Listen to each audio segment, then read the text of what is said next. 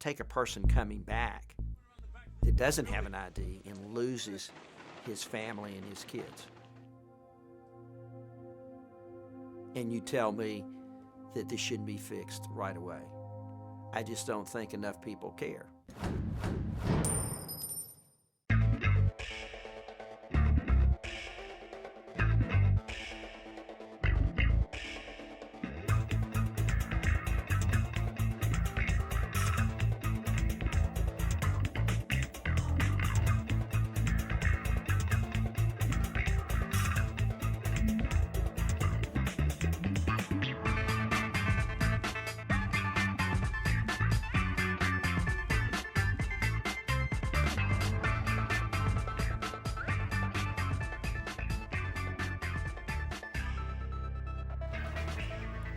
Hi there, I'm Tom Natchu. Welcome to another edition of Fraud Squad.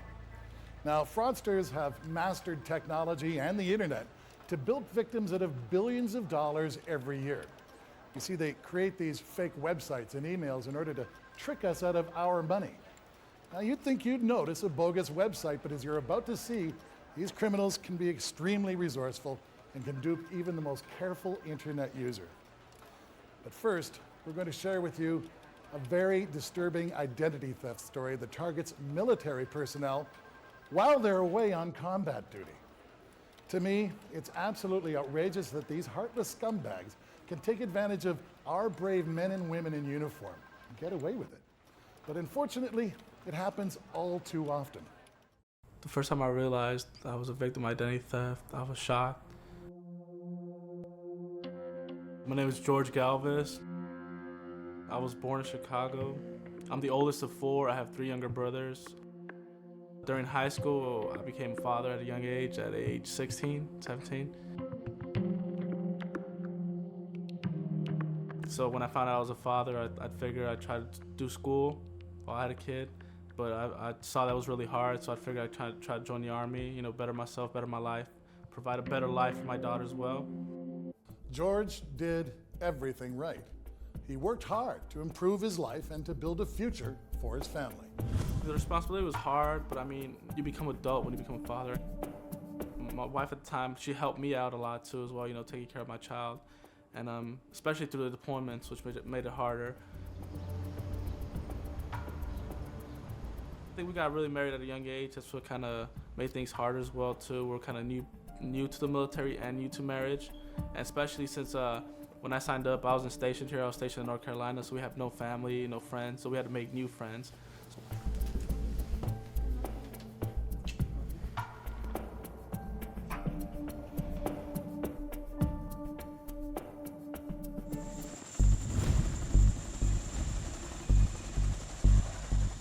His problems began when he was deployed to a combat zone in Iraq.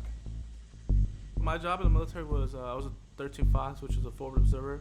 I controlled artillery, I controlled aviation, even naval gunfire at the time if we had it available. When we're out on patrols, there'll be times where terrorists would shoot at us. He was unaware fraudsters were destroying his life while he survived the challenges of combat. Up here, man. You'd hear the rounds either whiz by or above your head. And you don't know where it's coming from, so it's nerve-wracking. 9576. I pretty much just prayed and hoped for the best. Might be that chance where you might not come back. When I finished my deployment, I came back with money saved up from Iraq. I figured I'd save that money to get married and buy a house. I went to a bank to get a loan, and I got denied. I figured I was young. I was 19 or 20 at the time. I didn't have no credit built up.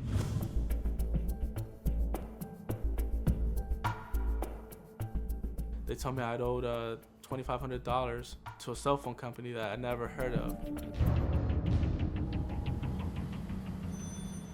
Some guy used my ID, purchased 4 or 5 phones. So he connected lines and he had plans and he didn't pay it. And throughout those years, it builds up interest. What he did was he used my ID, but he used somebody else's credit card or debit card. And for some reason, it affected me, although my credit card or bank card wasn't in that file at all. Yeah, man, I got it. Shad Mashad is a Vietnam veteran who understands how combat affects soldiers. He's passionate about helping soldiers to adjust when they finally return home to their families. Just lately, we've noticed a high incident of identity theft calls. We get all types of calls here at the National Veterans Foundation, everything. But we noticed, all of us, that we were starting to get ID theft. And what we realized was this population is probably the most vulnerable of all the populations in America. Number one, because their Social Security number is on everything. Your number is your Social Security number. They don't give you a military number. It's your Social Security number. And as soon as you join the military, your Social Security number, you may not even know your Social Security number, becomes your number. It's on everything. And whenever they leave anything, whether it's mail, paperwork, their gear, their number's there. Unfortunately, George's story happens to scores of returning soldiers. When I was in Vietnam, we had a military number on our IDs, not our Social Security number. That all changed after Vietnam. It just takes one person to lift that number, run it through however they do with their fraud software, and they own everything. It's that simple. It's that fast. That is the prime steal for anybody that wants to do fraud, is your Social Security number. They can run your accounts empty. They can run your all of your credit cards empty. You name it. If your Social Security's number is on it, they got it. These people are pros, and they have found the population, and it is sad, but it is true. And finally, I went, oh my God, this is becoming an epidemic. Are military personnel more likely to be victims of identity theft than the average citizen?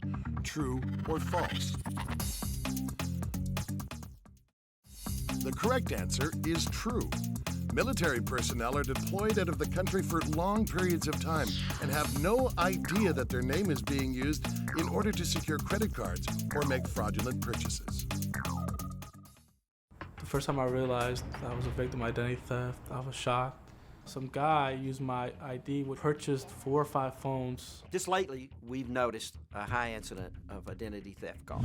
These people are pros. This is becoming an epidemic.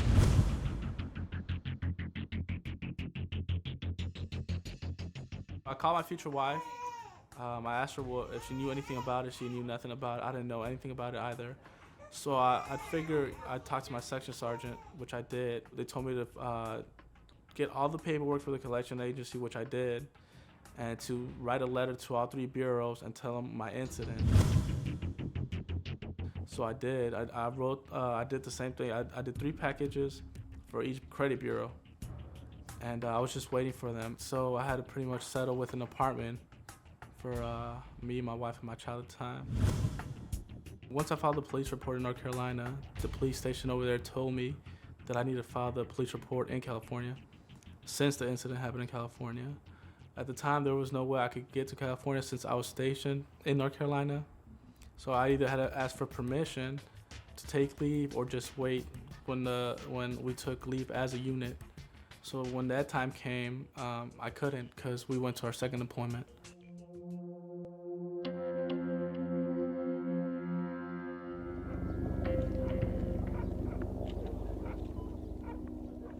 Through that 15-month employment, it was stressful too to know that what if my wife needed to try to apply for something and she couldn't get approved for because of my background.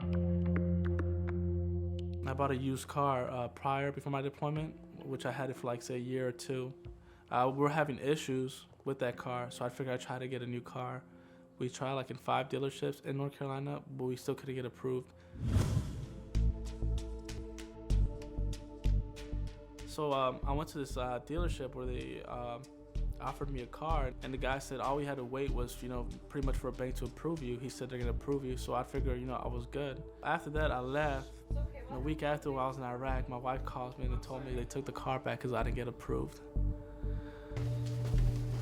Stop.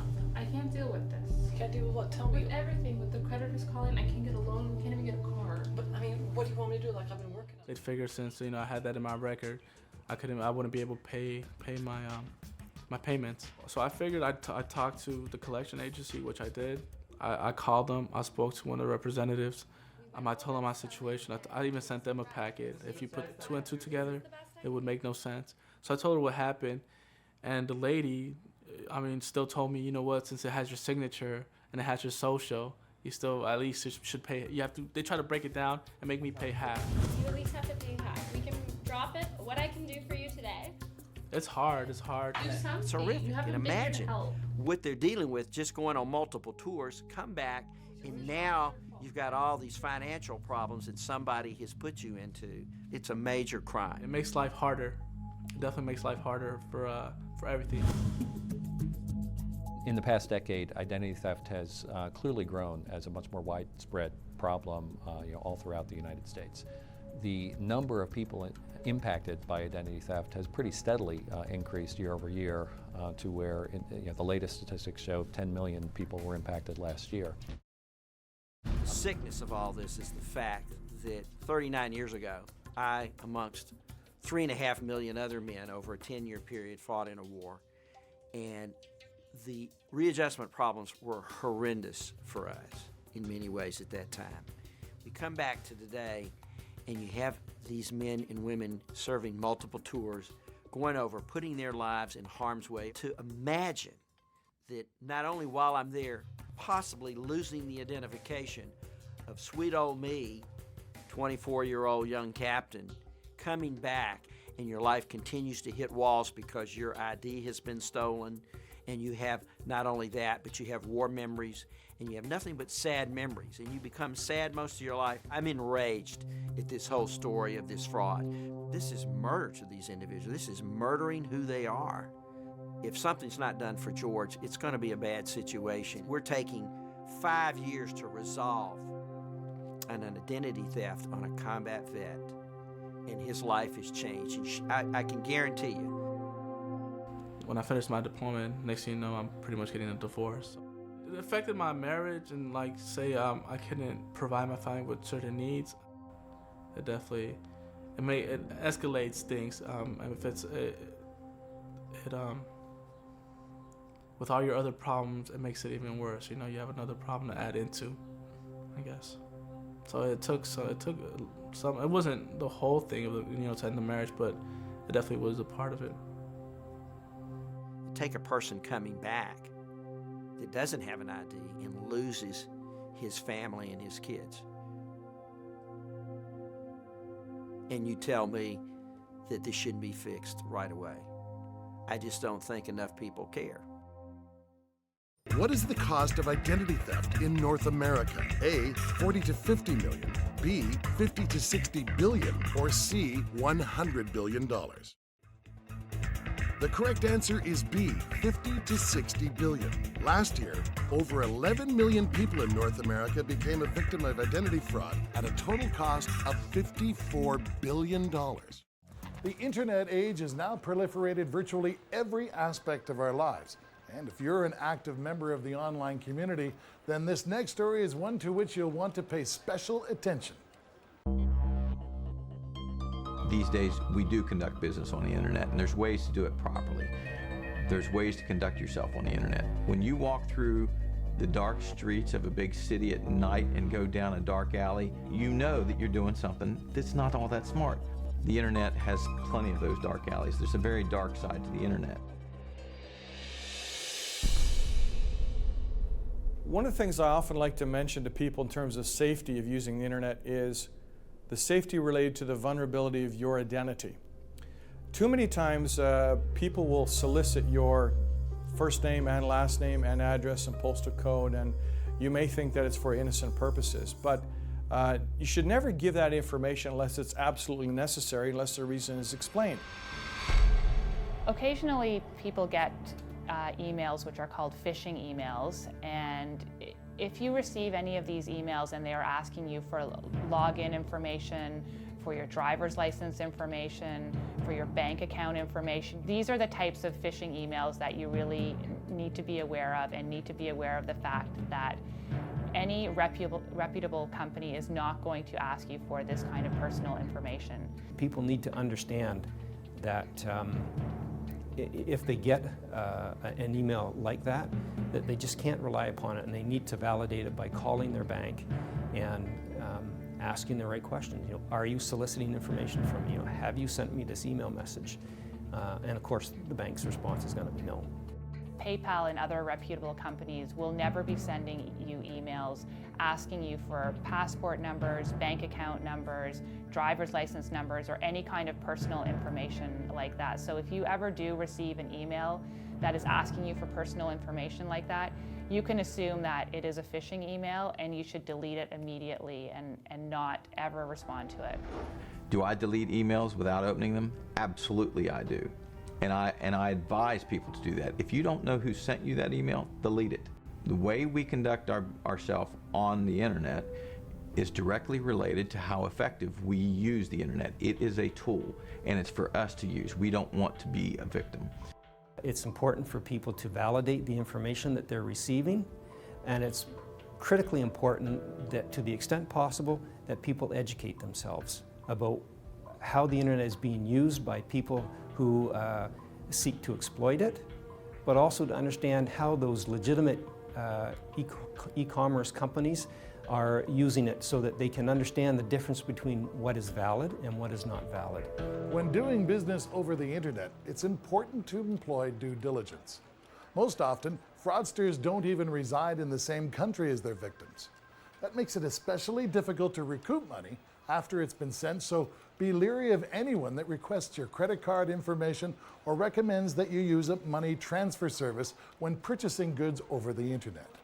Western Union is in over 200 countries and territories around the world. We have a very strong brand. We're a fast, reliable, and safe way to remit money to family and friends. It shouldn't be used for purchasing products over the internet and sending it to people that you don't know. That's not what our service was built for. Once you send money to someone through a money transfer service company, the person's name that you sent it to picks it up, and that money is gone. The only way for the sender now to get it back is to try and get it from the receiver, and in many cases that is almost impossible. It's very time-consuming and difficult for law enforcement people to follow these circumstances. It's not as easy as the visible evidence of someone driving a stolen car down the street, where you've got, physical capability to collect evidence and those type of things. Are you kidding me? I need my package. If the This is insane. proposed I have been seller waiting or and vendor waiting and waiting. refuses to tell you who they really are, No, I or don't where want to they talk to really anyone live, else. or if they're telling you that they're from out of country but the money has to be sent to some other location, any of these issues should be red flags. And as with any form of fraud, the best way to defend yourself is through education and a healthy sense of skepticism.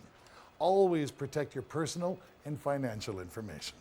What is the common name for an email fraud used by criminals to collect personal information from victims? A. Spamming. B. Phishing. C. Spoofing. D. Reeling. The correct answer is B. Phishing. An email is sent to a user falsely claiming to be a legitimate company in an attempt to scam the user into surrendering private information. There's great things that you can do with the web by accessing information that never previously existed before. It's just that you need to be a little bit more diligent and circumspect. Consumers need to remember, the internet is a safe place. A lot of valuable information is available on the internet. Anything you want to find out, you can find on the internet, but you need to be skeptical. It's important for people to respect what the internet offers us. It's important for people to validate the information that they're receiving, and it's critically important that, to the extent possible, that people educate themselves. Don't give up information on your personal matters, passwords to financial institutions that you use. Be skeptical, think before you click. Once again, we're here with Craig Hannaford, fraud prevention expert. It's a double-edged sword, isn't it? I mean, the internet can be used for all sorts of wonderful things that you and I both use it for, but the bad guys can also use it to get us. Well, you're right. Anytime there's a new technology, fraudsters figure out ways to defraud us and to use that technology against us. But I don't want people to get totally scared and turned off about using the internet, because it is a great tool. You just have to take a few common sense steps. If the bad guys get your money, chances are you've done something a little silly, like send money to somebody you don't know. Yeah, and that's rule number one over the internet. Never send money to people you don't know or trust. That's where most people get burned. And if you are going to send money, try and do it over an internet payment service like PayPal, because they usually have some sort of built-in insurance that if you get ripped off, you have some recourse to get your money back. And the trick is that when you enter into one of these agreements, read all of the fine print. When you purchase items over the internet, use a payment service or some other secure payment system. Make sure you know who you're dealing with. Check out an online company with the BBB or your state consumer agency before you buy. Be careful about giving out personal information or payment information to unknown companies or individuals over the internet. Remember, a great-looking website can be a great tool for fraudsters to trick you out of your money. Fraudsters are able to collect a lot of personal information about you from social networking sites. Be careful what you post online. Now, we want to hear from you, so Fraud Squad takes it to the streets to hear some of your stories. You know someone who had identity theft years ago, it was like 15 years ago, and she used to live in New York City, and then she moved and she found out that someone actually was impersonating her for 3 years. So she had to go to court and try to prove that all the accounts opened weren't hers. She just had to contact a lawyer and then try to prove who she was, that she wasn't still in New York City. She had moved since then, so then she had to show her paperwork showing that she wasn't still a resident there. How they discovered it was when they started charging things and not paying for them. Well, that's a wrap on another episode of Fraud Squad. Remember, we're all fighting fraud together. For more information on this and other episodes of Fraud Squad, go to investigationdiscovery.ca.